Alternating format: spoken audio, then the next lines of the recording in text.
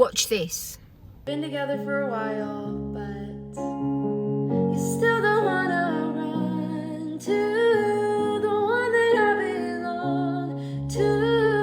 You still don't wanna want for life. Now, I saw that video online, and when I saw it, it really resonated with me because my name's Kel and I'm a breakup coach. So I literally every single day deal with people brokenhearted in relationships that have failed.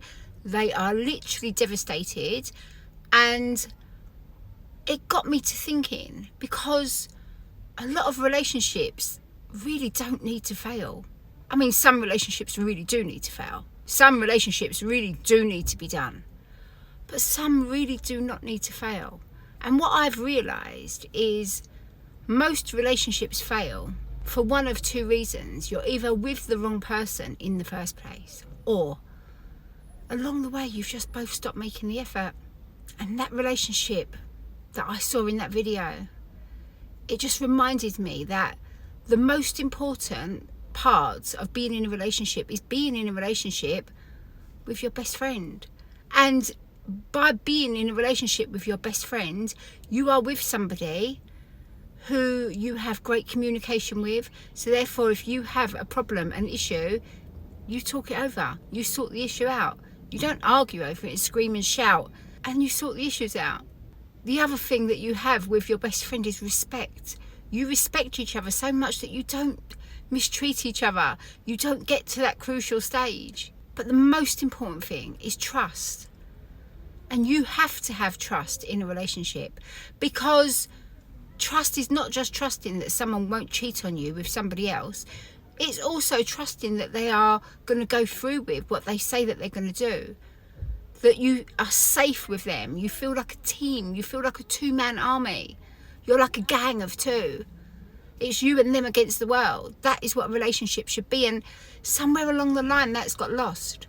And that video really brought shit home to me, you know, and I wanted to share it with you, because right now, if you are in a situation and you're in a relationship that is failing, and not for anything big like abuse or, you know, there's no excuse for that. You need to just get out of that. But if it's for lack of communication, lack of making the efforts, these are all things that are within your power to change.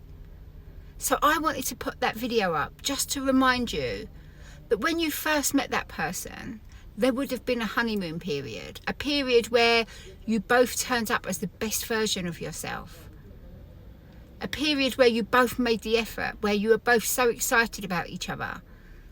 That can still be there. Maybe not on the level of the honeymoon period, because that's when everything's fresh and new. But if you've got the foundations there with some communication, some respect and lots of trust, you can get there. You can get there. And you know, just by making that effort, but both of you have to make the effort. So if you're in a situation right now and your relationship is failing and there is a way to save it, and you know you could be good together, maybe show that video to your partner and say, look, come on, let's make this effort. Because it's a shame to walk away because people think that the grass is greener on the other side. Trust me when I tell you, the grass is greener where you fertilise it. So why don't you try fertilising the relationship that you're actually in? And again, this does not stand if there is cheating, lying, abuse, or any of that involved. I'm not talking about those relationships. I am not telling you to save a toxic relationship. You need to walk the hell away from a toxic relationship. But if you're in a decent relationship with a decent person, but you've both just stopped making the effort, then, my darling, talk to them. Try and make that effort. And then you reduce your chances of ever having to employ me.